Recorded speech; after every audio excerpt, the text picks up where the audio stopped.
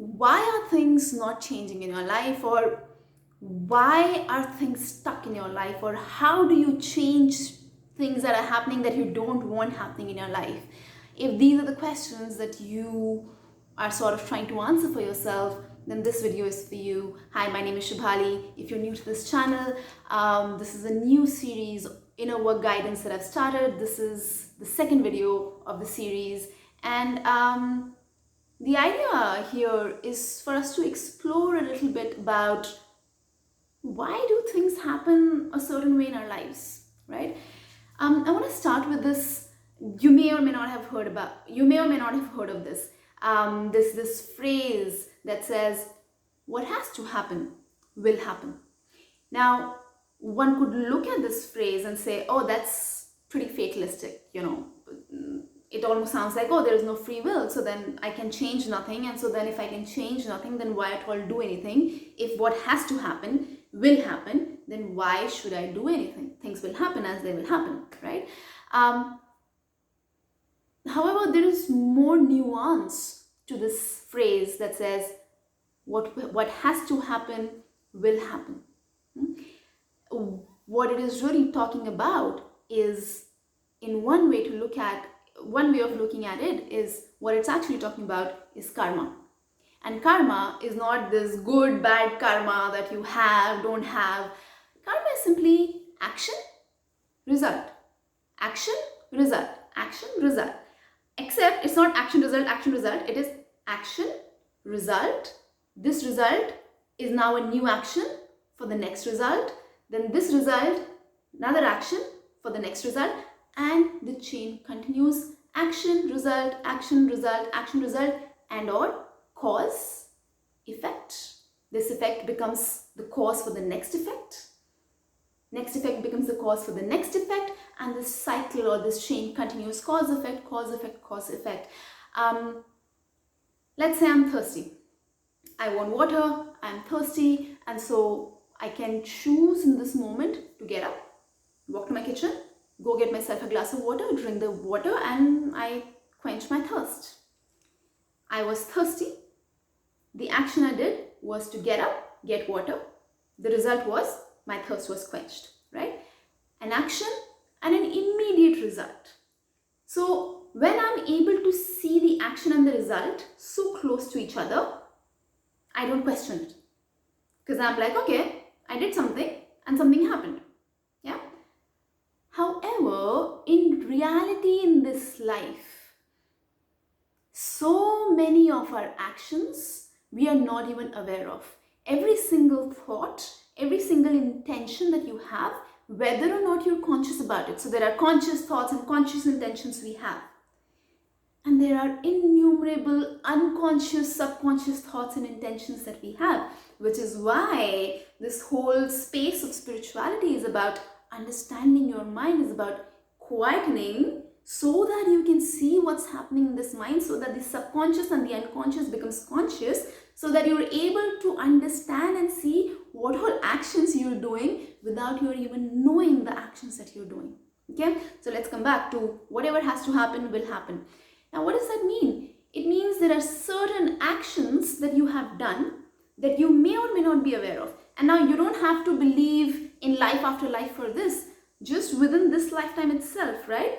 Let's say you're studying, you're in school, and you have not studied for an exam, right? Let's say you have not studied for an exam, you did not study throughout the semester. You did not go to school. I don't know what school is going to allow that, but let's say you did not go to school, you haven't studied anything. Chances are, unless there is some other past that you have wherein you're learning, etc., chances are you're going to fail. Now, once you fail, the only way to pass is when this exam happens again.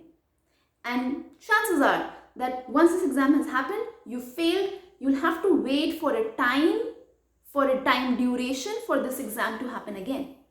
This is exactly what's happening in life. Okay, so when you feel that, okay, nothing is changing,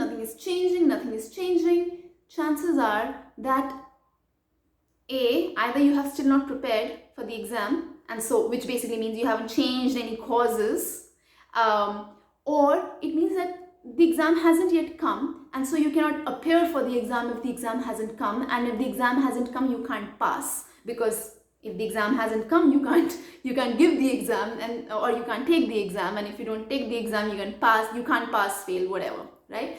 So many a times it's just that enough causes haven't happened for certain effects to be visible. Many a times it's that time hasn't come when that sort of metaphorical exam presents itself for you to take it. Yeah. So how do we understand this? How do we really understand what's happening? Thus, again, this whole idea of meditation. What is meditation? Meditation is nothing but building the skill to be able to still, not your mind so much, the mind's nature is to jump around, chatter, all of that. So not necessarily to still your mind, but to learn to still yourself. And do you notice? I'm saying not, you don't have to still your mind. You need to learn how to still yourself, which means you are not your mind and you are separate entities. And so as you're practicing, as you're learning these practices, these ways of being, you start understanding your mind is a different entity. Not every thought that comes means this is you. Similarly, your body is a separate entity. Not every sensation you feel in your body means, oh my God, this is me. No, it's not. And logically, you may be like, yeah, I know, of course, I'm not my body, I'm not my mind. Or at least you'll be able to say, I'm not my body. And yet, that's not how you live. You live as if you're your body. So if something is hurting, you're like, oh my God, this is hurting, this won't stop hurting, da, da, da. I'm exaggerating a bit, but you get the point, right? So why are these things happening in my life? Why do things keep repeating? Why aren't things changing? It is not that they're not changing. They're happening because there are certain causes. There are certain actions that you've done, most likely unknowingly, most likely subconsciously. Yeah, that's why they're happening. Why are you not able to change it? To change something, you'd first need to know what to change. To know what to change, you'd first need to know what's happening. To know what's happening, you'd have to step back and see what the hell is happening in the scene. But the way we live our lives is as if everything is happening right here in me, to me. No, it is not. It is not. If I can learn to step a little away and see what's happening, emerging, transpiring in my life in this moment, I will then have the opportunity to understand what actions have I been taking consciously, unconsciously, subconsciously, and what results have they been leading to. And there may be certain results that I actually want, I like those results, then I should continue doing those actions. And there will be certain other results that I don't like, I don't want. And then if I don't want those results, I need to start shifting those actions.